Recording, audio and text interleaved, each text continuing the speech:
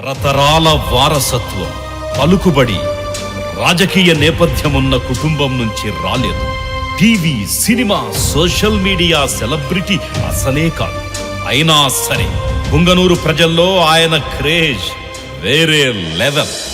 శ్రీ బోడే రామచంద్ర యాదవ్ ప్రత్యర్థులకు అంతు చిక్కని రాజకీయ ఎత్తుగడలతో వ్యూహాలు రచిస్తూ దూసుకుపోతున్నారు ఈ యువ చాణుక్యుడు. తాను ప్రజలకు చేస్తున్న సేవలతో, జనసభల్లో తన వాగ్దాటితో రాజకీయాల్లో కొమ్ములు తిరిగిన సీనియర్లకు కంటి మీద కునుకు లేకుండా చేస్తున్నారు. రాజకీయ ఒత్తిళ్లకి బెదరకుండా, ప్రలోభాలకు లొంగకుండా ప్రజాక్షేత్రంలో ఉద్యమిస్తున్నారు ఈ ప్రజానాయకులు.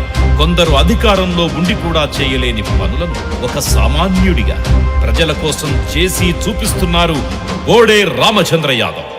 తమ పార్టీల్లో చేరాలని ఆహ్వానాలు వస్తున్నారు.